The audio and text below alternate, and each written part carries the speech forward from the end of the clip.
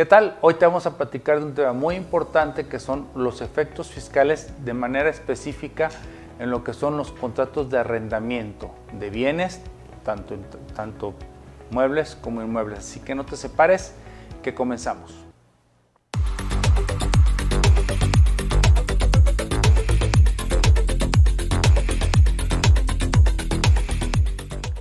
¿Qué tal? De nueva cuenta tu servidor Adrián Paredes, presidente de la revista Consejero Empresarial y del Centro de Estudios del Derecho de la Empresa, CEDE.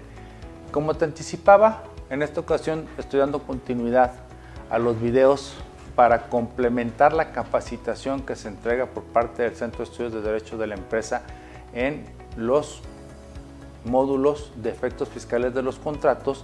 Y en esta ocasión me voy a ir al contrato más genérico o de mayor uso, que es el contrato de arrendamiento de bienes en sentido lato, es decir, que abarca bienes muebles e inmuebles, tangibles e intangibles.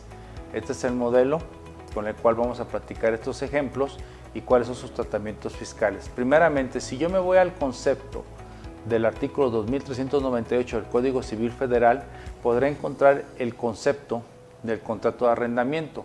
El contrato de arrendamiento es aquel mediante el cual se concede el uso o goce temporal de una cosa a cambio de un precio.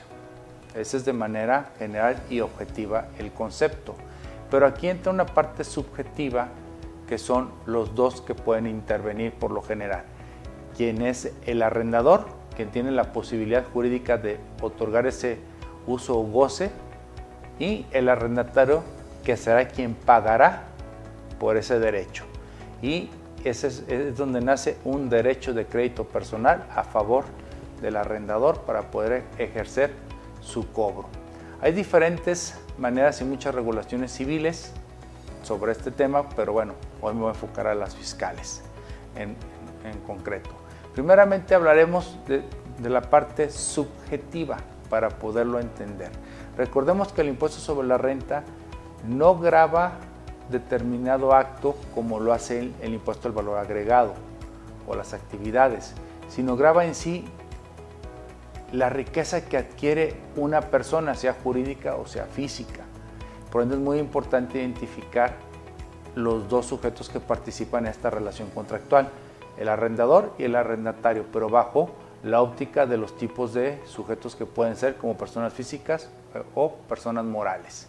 Bueno, en primer orden vamos a hablar si fuera el arrendador una persona moral, es decir, quien va a recibir dinero por ese concepto de arrendamiento, tendrá la obligación de pagar impuestos sobre la renta porque es un ingreso acumulable de acuerdo al artículo 16 de la Ley de Impuestos sobre la Renta, y su momento de acumulación se regirá conforme al artículo 17 de fracción segunda de la propia ley, que aquí es donde viene un tema muy particular. Deben considerar que como persona moral vas a pagar, el momento de causación se va a dar cuando se emite el comprobante fiscal digital, cuando se hace exigible la contraprestación, que es en este caso conforme lo dicta el contrato.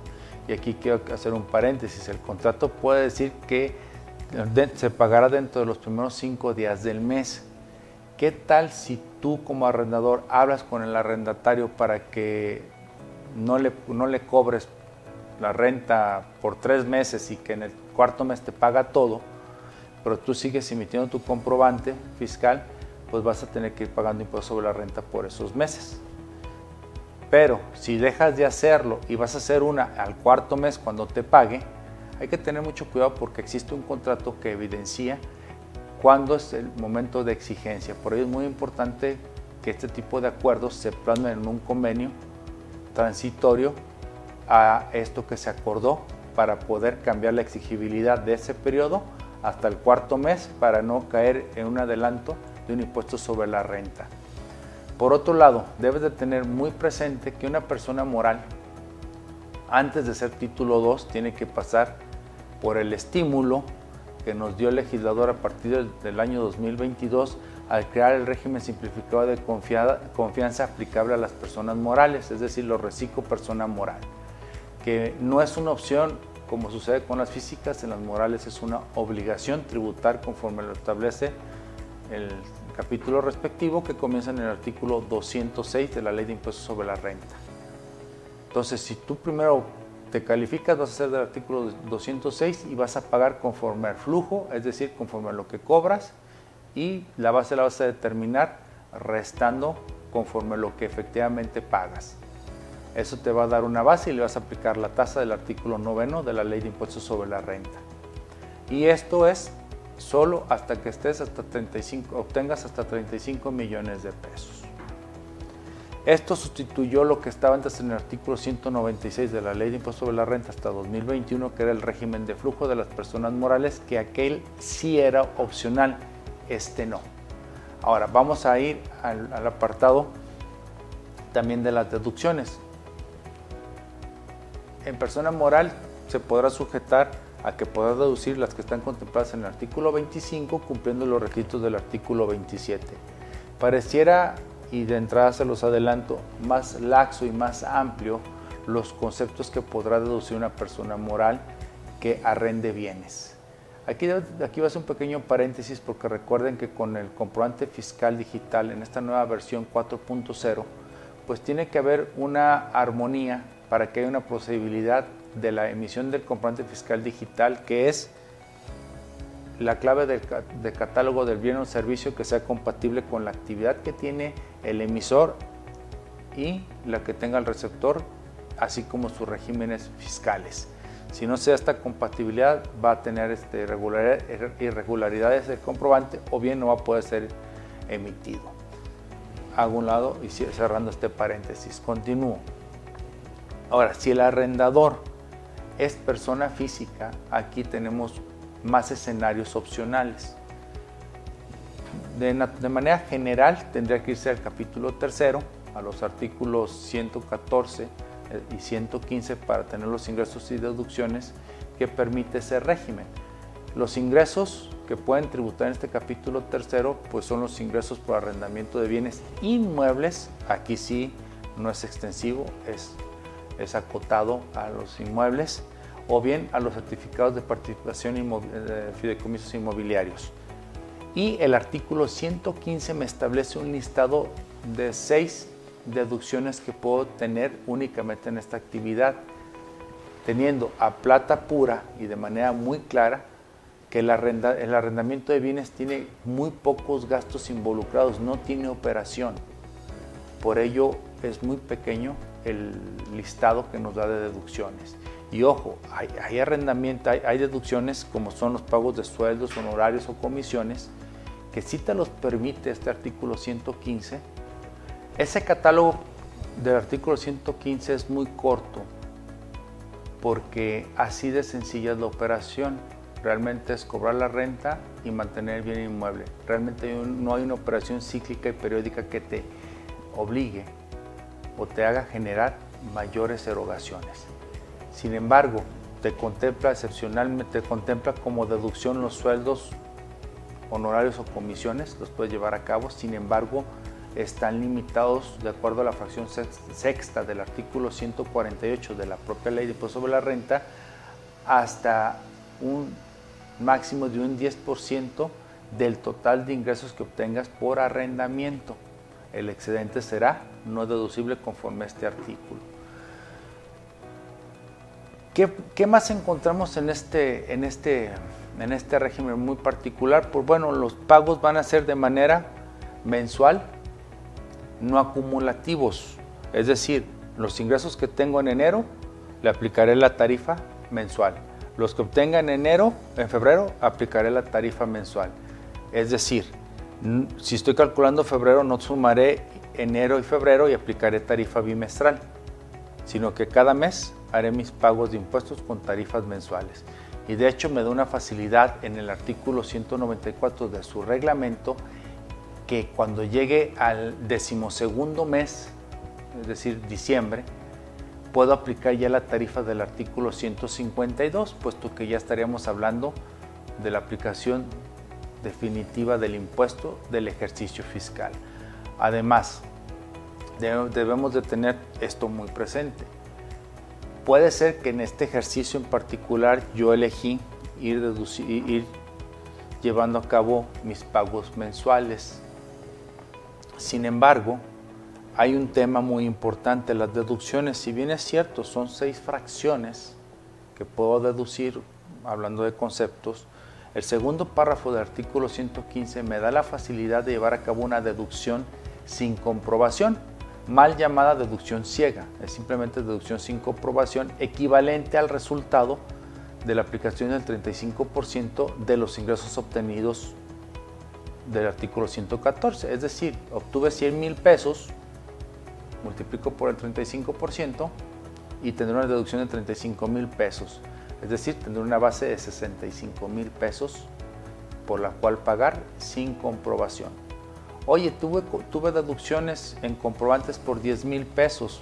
Pues voy a optar por irme la del 35%. Oye, pero ¿qué pasa con el IVA?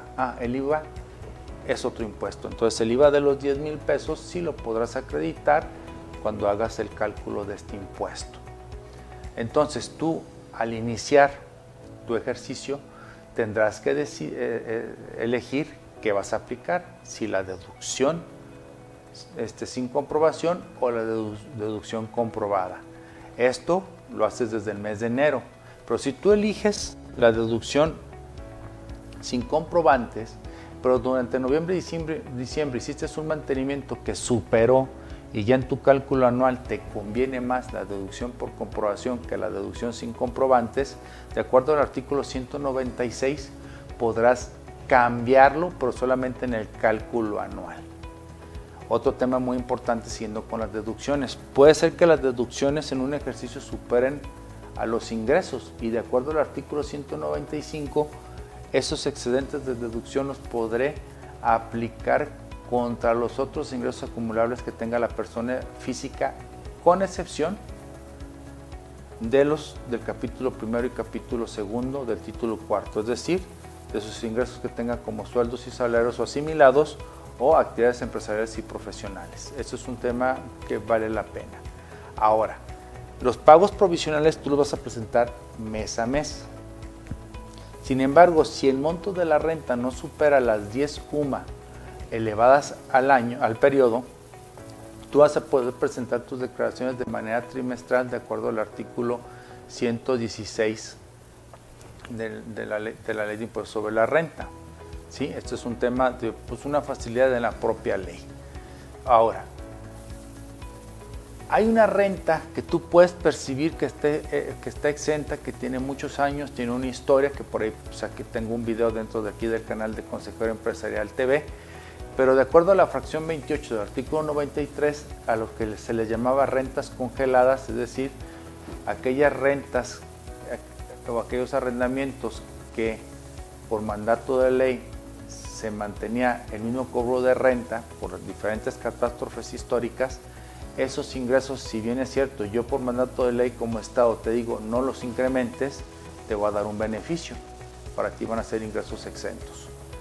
Ahora, el artículo 116 también establece algo muy importante, que es la retención de impuestos sobre la renta.